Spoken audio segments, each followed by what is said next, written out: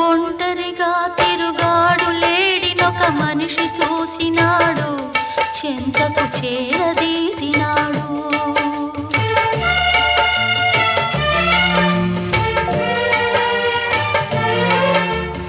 అభమో శుభమో తెలియని లేడి అతనిని నమ్మింది, తన హృదయం పరిచింది.